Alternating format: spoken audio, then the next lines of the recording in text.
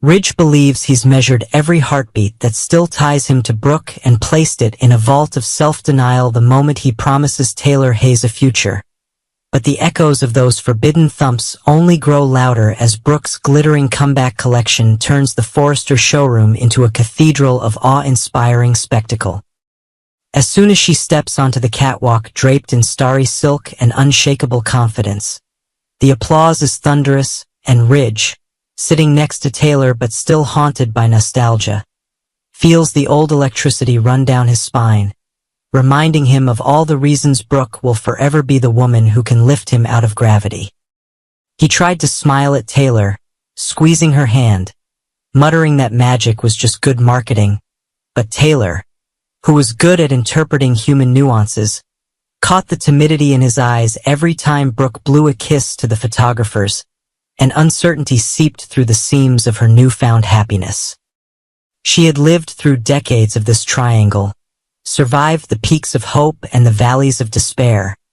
But tonight her pulse pounded with the primal warning that history was coming back to reclaim what she had finally called her own. Ridge senses the change and summons every ounce of loyalty to silence his wandering heart.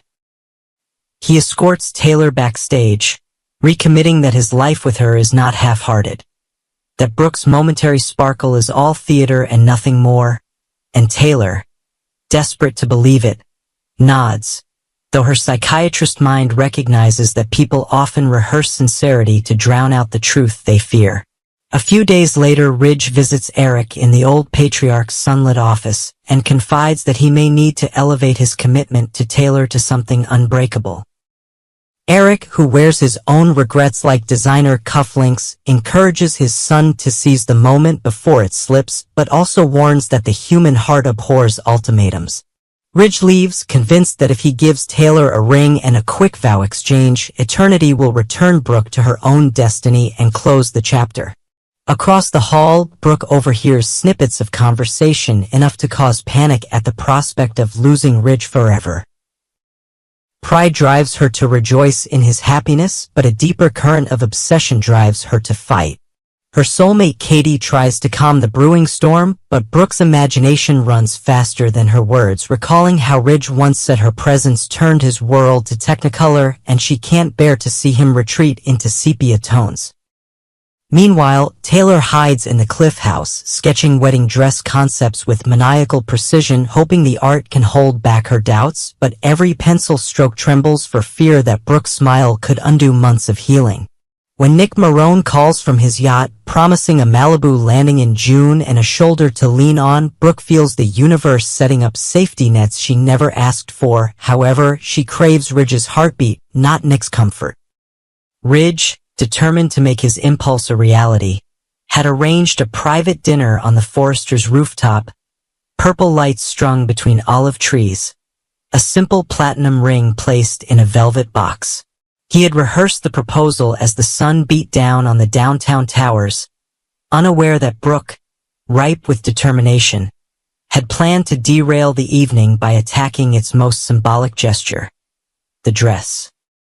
On the day of the proposal, Ridge had commissioned a custom-made Zen dress in white chiffon with a pale pink hue meant to reflect Taylor's balance of intellect and warmth, and had stashed it in the atelier's main dressing room with a note that read, "Tonight, forever." Brooke, learning of its location from a careless intern, had snuck into the atelier hours before dinner. Armed with sewing scissors, she cut diagonal lines across the bodice, shredding the delicate hem to shreds, then stuffed the ruined silk into the trash, adrenaline pounding harder than guilt. Dissatisfied, she searched the hallway until she found Taylor practicing her vows in front of a mirror, her serene gown wrapped tightly. Brooke lured her into an unused dressing room on the pretext of lending her an heirloom bracelet. Once inside, Brooke became tense with incoherent words, accusations of stealing from Ridge, pleas to call off the wedding, and as a horrified Taylor tried to escape, Brooke slammed the heavy oak door and turned the lock from the inside, hissing that a short delay would make Ridge rethink everything. Taylor banged and screamed, but the door was empty for a late afternoon executive meeting. Brooke fled, wiping away tears, convinced that the commotion had merely delayed an engagement, not endangered lives.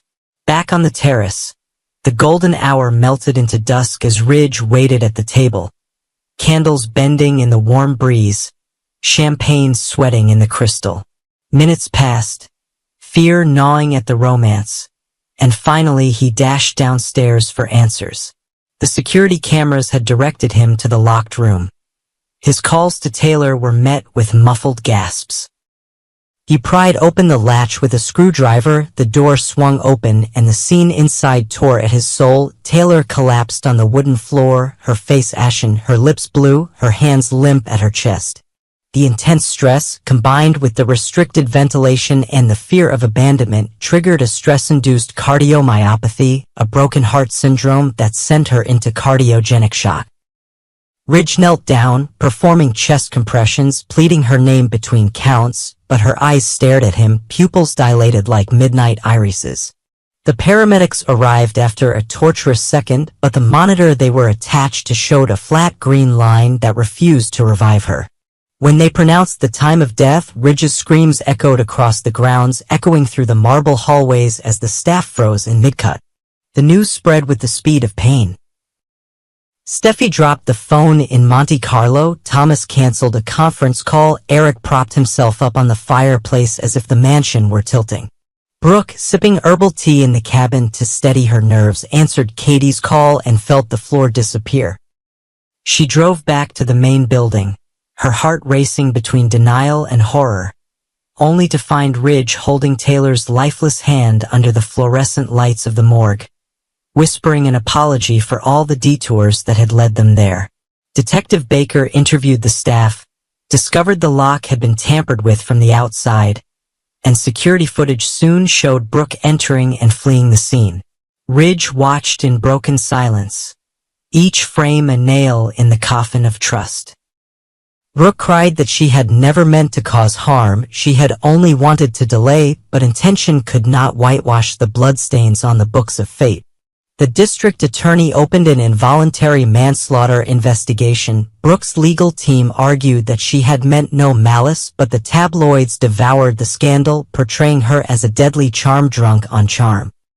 Nick Marone lands in Los Angeles a few days later, finds Brooke holed up in her bedroom, surrounded by designer dresses she suddenly hates, and becomes her only confidant as the public shaming reaches its climax.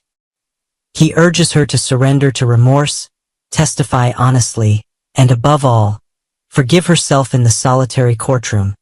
But every time she closes her eyes, she sees Taylor's final terror and Ridge's broken posture.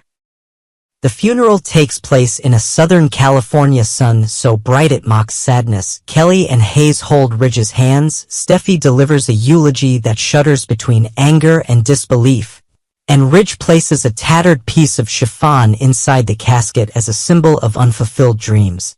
Afterwards he retreats to the Big Bear cabin, drowning himself in bourbon and what-ifs, recalling the moment he told Taylor she was safe, wondering if love is a promise no mortal can keep. The legal proceedings dragged on through the summer. Witnesses dissected Brooke's psyche, experts debated the cause of her cardiomyopathy, but the jury remained deadlocked, unable to decide whether negligence amounted to murder. The charges were eventually dropped, but Brooke's freedom felt more like exile. Ridge avoided her at company meetings, Forester buyers whispered behind paperclips, and fashion bloggers coined the term Logan lockdown to describe her obsessive career collapse. In September, Ridge stood on a Malibu cliff, scattering Taylor's ashes, the wind whipping gray swirls over the raging waves, and vowed to live each dawn in honor of the woman whose heart could not bear another crack. He steps down as co-CEO, appoints Steffi as sole guardian of Forester's vision, and begins designing a for-profit charitable product line that funds research into stress-induced cardiac events. Meanwhile, Brooke has sold her cabin, moved to Nick's yacht, and spent sleepless nights writing letters she never sends. One to Ridge confessing eternal love mixed with remorse. One to Steffi begging for forgiveness she knows will never come. One to Taylor's ghost describing the emptiness of winning a war that has destroyed the battlefield. Each letter ends the same. I wish I could turn scissors into thread. By winter, rumors were swirling that Ridge might auction off the Bel Air estate and move to Amsterdam, where anonymity shrouded grief like fog, but insiders say he still visited the rooftop garden at dusk, touching the empty chair Taylor was supposed to sit in. While Los Angeles below hummed with relentless reinvention, proving that even in a city built on second chances, some stories end not with renewal but with the stitches of irreversible tragedy.